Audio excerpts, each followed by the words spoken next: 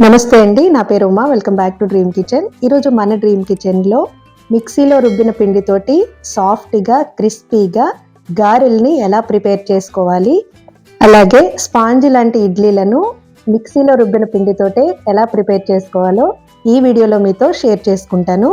చాలా మందికి మిక్సీలో రుబ్బిన పిండితో గారెలు వేస్తే గట్టిగా వస్తాయి. అలా కాకుండా సాఫ్ట్గా రావాలి అంటే ఈ వీడియోని స్కిప్ చేయకుండా చివరి వరకు చూడండి. అలాగే ఇక్కడ నేను ఇడ్లీలను ఎలక్ట్రిక్ రైస్ కుక్కర్లో ప్రిపేర్ చేస్తున్నాను. ఎవరైనా ఎలక్ట్రిక్ రైస్ కుక్కర్లో ఇడ్లీలు ఎలా ప్రిపేర్ చేయాలో తెలియని వాళ్ళకి కూడా ఈ వీడియో చాలా యూజ్ అవుతుందండి. మిక్సీలో రుబ్బిన పిండి అయినా సరే ఇడ్లీలు చాలా సాఫ్ట్గా వస్తాయండి. అలాగే అనగానే లాంగ్ ప్రాసెస్ అని పండగలకి ఏదైనా స్పెషల్ అకేషన్కి మాత్రమే ప్రిపేర్ చేసుకుంటూ ఉంటాము. కానీ ఈ వీడియో చూసిన తర్వాత మీరు వీక్లీ వన్స్ అయినా బ్రేక్ఫాస్ట్ లిస్ట్లోకి గారెల్నే చేర్చేస్తారు. ఎవరైనా ఫస్ట్ టైం ప్రిపేర్ చేసుకునే వాళ్ళు కూడా ఈ వీడియోని ఫాలో అవుతూ ఈజీగా చేసేసుకోవచ్చు. ఇంకా లేట్ చేయకుండా ముందుగా క్రిస్పీ అండ్ సాఫ్ట్ గారెల్ని ఎలా ప్రిపేర్ చేసుకోవాలో ప్రాసెస్లోకి వెళ్ళిపోదాం.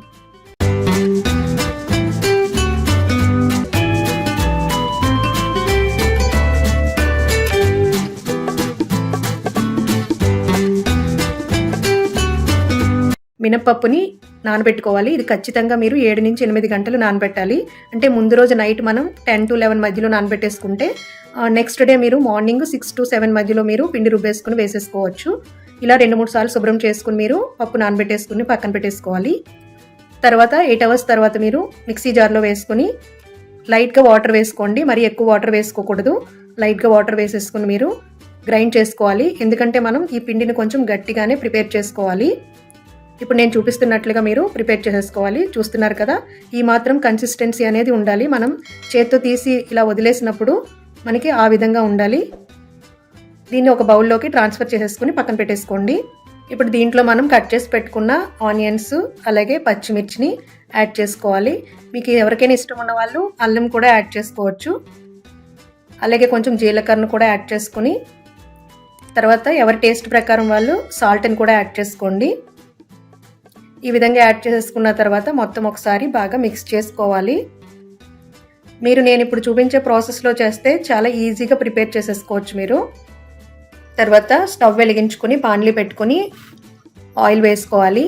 ఆయిల్ డీప్ ఫ్రైకి కాబట్టి ఎక్కువే పడుతుంది. ఆయిల్ హీట్ ఎక్కిన తర్వాత గారెల్ని ప్రిపేర్ చేసుకోవాలి. నేను గారెల్ని ప్రిపేర్ చేసేటప్పుడు అరిటాకు కానీ ప్లాస్టిక్ కవర్ కానీ యూజ్ చేయను. నార్మల్గా నేను అరిచేతిలో వాటర్ అప్లై చేసేసుకుని ఈ విధంగా ప్రిపేర్ చేసేసుకుని వేసేసుకుంటాను. ఎవరైనా ట్రై చేస్తానంటే కనుక ఈ విధంగా ట్రై చేయొచ్చు. చాలా ఈజీగా అయిపోతుందండి. చూసారు కదా, చాలా సింపుల్గా మనం ప్రిపేర్ చేసేసుకోవచ్చు. అసలు గారెలు వేయడం రాని వాళ్ళు కూడా ఈ వీడియోని చూస్తూ నేను చెప్పిన స్టెప్స్ ఫాలో అవుతూ మీరు చాలా ఈజీగా క్రిస్పీగా సాఫ్ట్గా ఉండే గారెలను చాలా సింపుల్ వేలో మీరు ప్రిపేర్ చేసేసుకోవచ్చు. ఇలా మనం డీప్ ఫ్రై చేసేసుకున్న తర్వాత సర్వింగ్ ప్లేట్లోకి తీసేసుకోవాలి. చూసారు కదా, ఎంతో క్రిస్పీగా సాఫ్ట్గా ఉండే గారెల్ని ఎంత సింపుల్గా మనం ప్రిపేర్ చేసేసుకోవచ్చు. మన ఆంధ్రలో చికెన్ కర్రీ గారెల కాంబినేషన్ అంటే ఇష్టం లేని వాళ్ళంటూ ఎవ్వరు ఉండరు.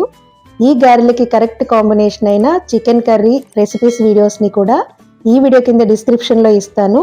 ఎవరికైనా ఇంట్రెస్ట్ ఉంటే ఒకసారి చూడండి. తర్వాత ఎంతో సాఫ్ట్ అయిన ఇడ్లీలను ఎలా ప్రిపేర్ చేసుకోవాలో ప్రాసెస్లోకి వెళ్ళిపోదాం. ఇక్కడ మినపగుళ్ళు యూజ్ చేస్తున్నాను. ఈ గ్లాస్ తోటి గ్లాసున్నర మినపప్పు తీసుకున్నాను నేను. ఈ మినపప్పుని మనం నానబెట్టుకునేటప్పుడు ఒక 1/2 టేబుల్ స్పూన్ వరకు మెంతులు వేసి నానబెట్టుకోవాలి. ఈ విధంగా మెంతులు వేసేసుకొని 2-3 సార్లు పప్పు కడుక్కొని నానబెట్టేసుకోవాలి. ఈ మినపగుళ్ళు ఖచ్చితంగా మీకు 8 గంటలు అనేది నానాలండి. ఇది మాత్రం ఖచ్చితంగా గుర్తుపెట్టుకోండి. 8 hours అనేది మనం నానబెట్టుకోవాలి. తర్వాత క్వాంటిటీ వచ్చేసి రవ్వ అనేది మనం 1 కప్పుకి 2 కప్పులు తీసుకోవాలి. నేను 1.5 గ్లాసులు మినపప్పు తీసుకున్నాను కాబట్టి 3 కప్పుల రవ్వని తీసుకుంటున్నాను. మనం ఎప్పుడూ కూడా ఇడ్లీకి వాడేటప్పుడు రవ్వని సన్నగా ఉన్న రవ్వని మాత్రమే వాడుకోవాలి. ఈ విధంగా ఉండాలి రవ్వ. ఈ రవ్వని మనం పప్పు రుబ్బుకునే ముందు 1.5 hour ముందు మీరు నానబెట్టేసుకోవాలి. రవ్వ కూడా 2-3 సార్లు శుభ్రంగా కడుక్కొని నానబెట్టుకుంటే సరిపోతుంది. 8 గంటల తర్వాత మినపప్పుని మిక్సీ జార్లో వేసేసుకోవాలి. ఎక్కువ వాటర్ యాడ్ చేయకూడదు. మనం పప్పు మునిగే వరకు వేసుకోవాలి. మధ్య మధ్యలో చూసుకుంటూ వాటర్ యాడ్ చేసుకోండి. అంటే ఇలా మనకి పప్పు మునిగే వరకు వాటర్ వేసుకుని మెత్తగా సాఫ్ట్గా గ్రైండ్ చేసుకోవాలి, గట్టిగా చేసుకోకూడదు.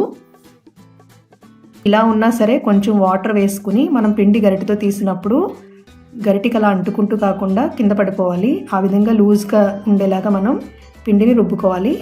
తర్వాత ముందుగా మనం రవ్వ నానబెట్టుకున్నాం కదా, దీన్ని వాటర్ లేకుండా గట్టిగా పిండేసుకుని వేరే బౌల్లోకి ట్రాన్స్ఫర్ చేసేసుకోవాలి.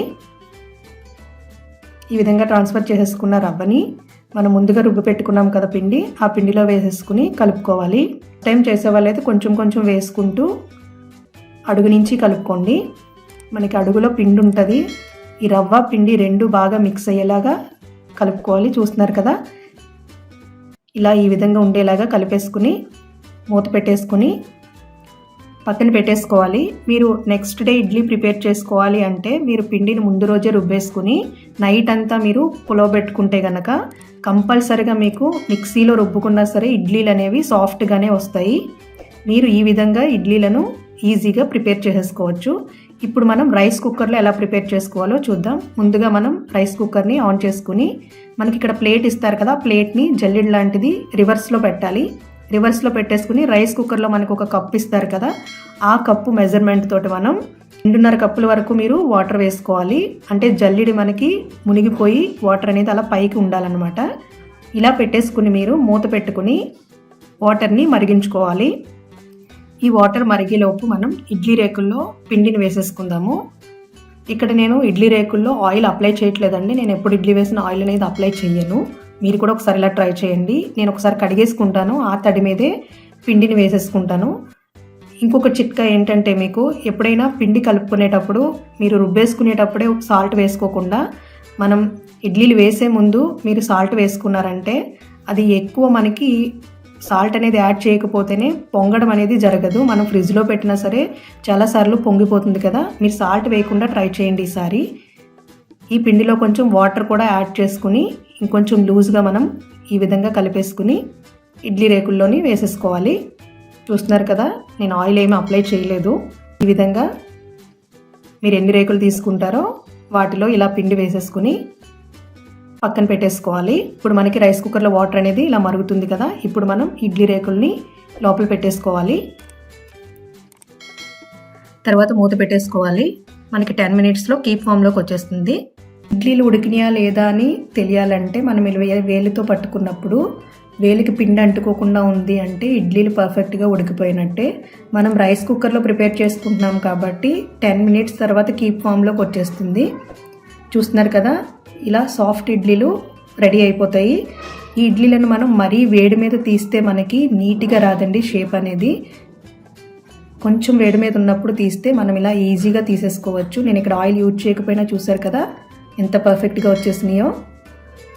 సో ఈ విధంగా మీరు నేను చెప్పిన పద్ధతిలో కనుక మిక్సీలో మీరు ఇడ్లీ పిండిని ప్రిపేర్ చేసుకుంటే మీరు కూడా చాలా సులభంగా ఇంట్లో సాఫ్ట్ ఇడ్లీలను కోవచ్చు. చూస్తున్నారు కదా, నిజంగా చాలా సాఫ్ట్గా ఉంటాయండి. చూడండి ఎంత స్పాంజీగా కనిపిస్తున్నాయో. మీరు కూడా తప్పకుండా ఈ సాఫ్ట్ ఇడ్లీలను అలాగే క్రిస్పీ అండ్ సాఫ్ట్ గారెలను ట్రై చేసి మీకు ఎలా కుదిరిందో కామెంట్ రూపంలో తెలియచేయడం మాత్రం మర్చిపోవద్దు. మరెన్నో quick and tasty breakfast recipes కోసం మన డ్రీమ్ కిచెన్ ఛానల్ని సబ్స్క్రైబ్ చేసుకోవడం మాత్రం మర్చిపోవద్దు. Thank you for watching.